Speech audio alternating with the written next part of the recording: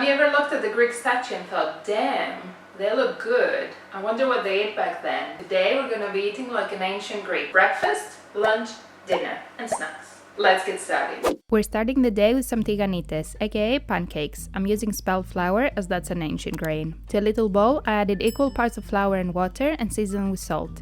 I whisked well to get rid of any lumps and added it to the side to rest for a few minutes. I then added some olive oil to a bowl to be using to cook my pancakes. I added a bit of oil in a non-stick pan and added a tablespoon of the pancake mixture. Once the pancake forms little bubbles, I flipped it to the other side and let it cook for a few more minutes. I then repeated the same process for the rest of my batter.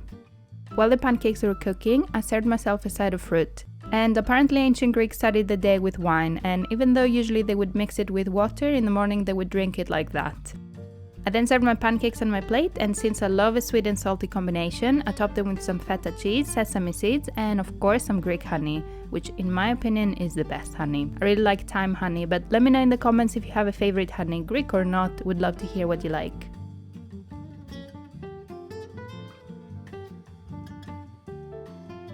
Forget the wine. I'm scared.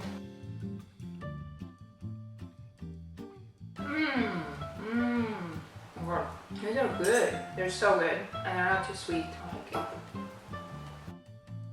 it. The feta honey combination is amazing. And then the sprinkle of sesame seeds. I mean, I'm salivating as I'm talking about it, and it's right here. You gotta make it. I didn't expect to be this nice. I've had mimosa that early, but red wine in the morning. That's nice. Actually, it really goes with that. Take it back. It's nice. Oh, felt it straight away. Oh my god, it's too early to be drinking wine. It gave me shivers. Also, my Grandma Kiki, still makes these kind of pancakes. Like today, we call them Tiganites, or she calls them petrolites, because I don't know how she calls them.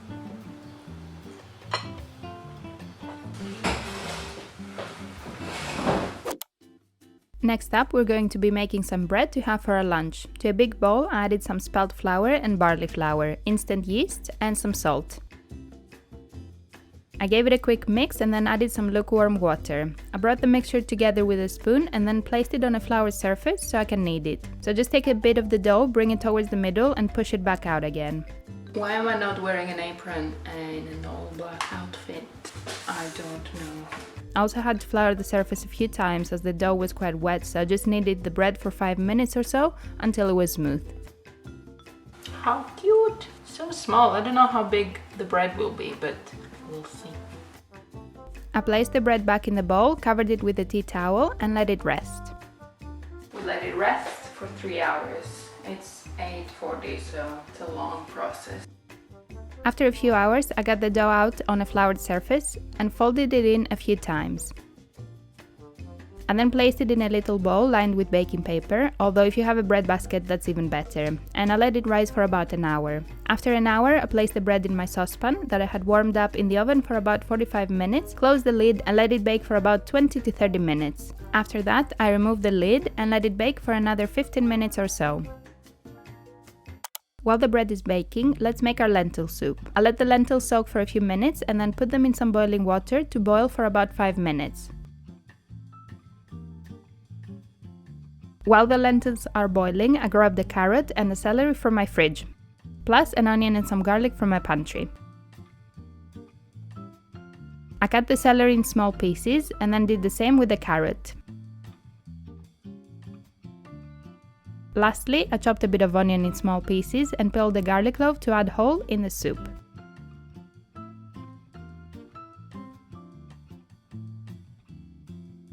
After 5 minutes, I drained my lentils and put them in a little bowl to add them to the soup later. And now to the same pan, I added some olive oil, added my vegetables to saute for a few minutes. I seasoned with salt and pepper, gave it a mix, and once the veggies had a few minutes to saute, I added the lentils and covered it with water. I then let it simmer for about half an hour to 45 minutes.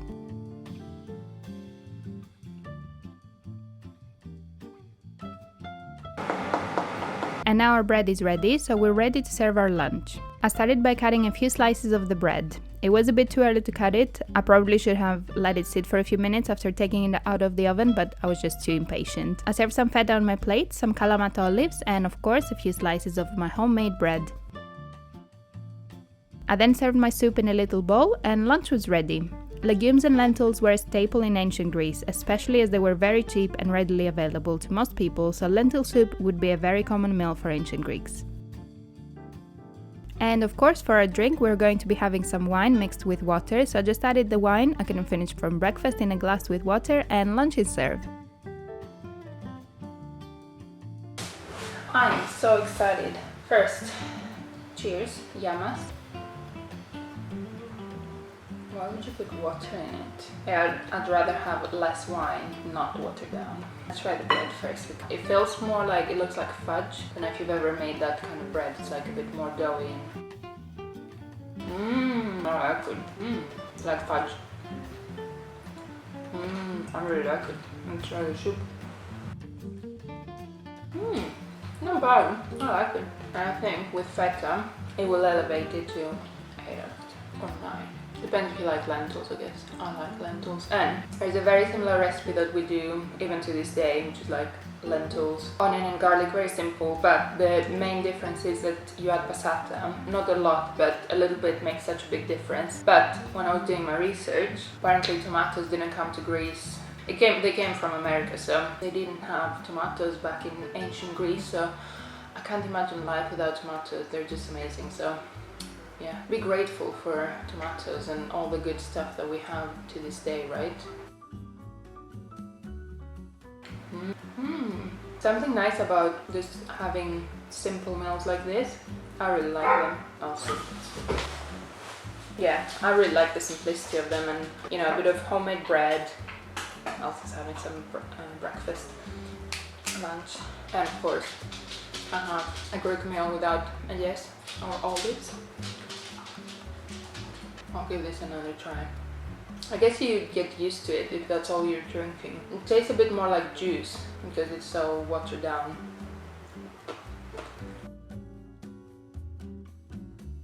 And I think a bit of bay leaves would be making this recipe even better. But it's still amazing, like feta, homemade bread, olives. I'm not complaining. I'm having a great time. Having wine with water.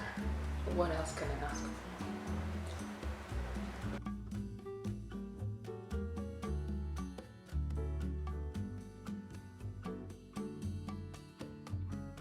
For my snack, I'm having a little nut and dried fruit bowl, so I'm serving myself some pistachios and some walnuts. And for a little sweet treat, I'm having some dried figs, although I must say this wasn't the same as my usual biscuit after lunch. So now we've had some yummy nutritious meals, let's make some barley rusks. To make them, I started by adding the yeast, some barley flour and lukewarm water in a little bowl. I stirred it well and then I let it to the side for the yeast to activate. After 5 minutes it should look like this, all bubbly and risen. If it doesn't, you probably kill the yeast, so I would start over. To a separate bowl I added all the flour. I'm using barley, spelt and all-purpose flour. I added some salt and gave everything a good mix. I then added some lukewarm water, some honey and of course some Greek olive oil. This one comes from my family's olive grove in Epirus and it's delicious. Lastly, I added the yeast mixture and gave everything a good mix. I then floured my surface and emptied the bowl to knead the dough. Gotta knead this for 5 to 10 minutes. No wonder why they had guns of steel. Gotta do this all day. I did the same method of pulling the dough towards the center and then stretching it out again and kneaded it like that for a few minutes.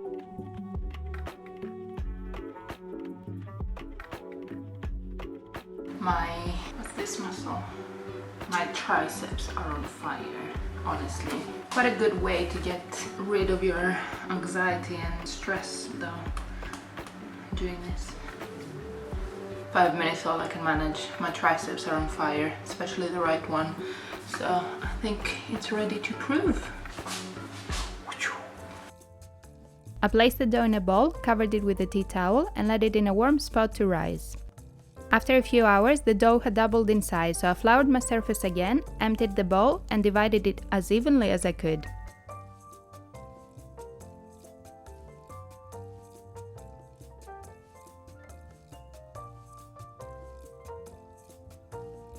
I then rolled each ball and then flattened it with my hands. Then I was supposed to do a cut across all of them, so I tried doing it with the frosting knife, which unsurprisingly didn't work, then a vegetable knife, and then finally a bread knife. That was so much better, bread knife. I then placed all the little discs in a pan lined with baking paper, covered with a tea towel, and let it rise one more time before baking them. After about an hour, I put them in a preheated oven to bake.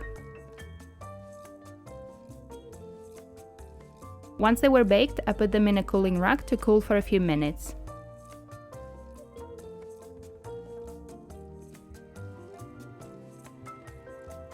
I then cut them in half using the cut I had previously made to help with dividing them into 2 pieces.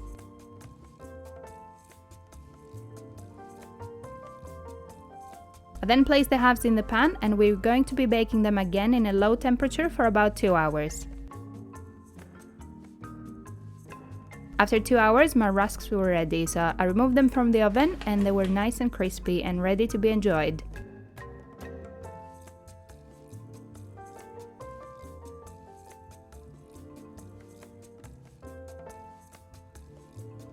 Don't they look great? They smell nice, they smell, oh! Can't believe I made rusks, and I can't believe I never thought about it before. It's so difficult to find rusks in the UK. Yeah, so much easier to make when I can't find any. I'm so excited. And since we got some rusks ready for dinner, let's make the rest of the dish. Fish was a meal that was enjoyed by ancient Greeks, but usually by the richest amongst the people. So tonight we're eating like kings and queens, so I'm putting some white fish in the oven with some olive oil, seasoned with salt and pepper, and added some lemon on top. While the fish is baking, I'm preparing my vegetables. I'm starting with adding a couple garlic cloves in my garlic press. I then cut a bunch of asparagus ready to saute with the garlic. I added some olive oil to my pan and added the asparagus. I seasoned with salt and pepper and let it cook for a few minutes before adding the garlic. I then added the garlic and let it infuse the vegetables for another couple of minutes, but honestly asparagus doesn't take too long to cook, so only a few more minutes and it's ready. I'm also making one of my favorite dressings for the fish. To make it, I just add some olive oil to a little bowl and then add the juice of a lemon seasoned with salt and pepper and the most important ingredient, oregano. Give it a good mix and it's ready to use for our fish. I'm also cutting up a cucumber in spears, so serving that on the side and then adding my asparagus. I served the rusk on the side and of course my fish that I topped with the lemon and oregano dressing. Very simple meal, but when you have good quality ingredients, simple meals can be so delicious. The light is terrible, I know. Oh, good. Very summery. And let's see my rusk. Can't believe I've never made this before. So good. It was honestly, like, it was a bit time consuming, but not that difficult. And I have loads of rusks now. Very, very good. Nothing comes from this video. At least I learned how to make rusks.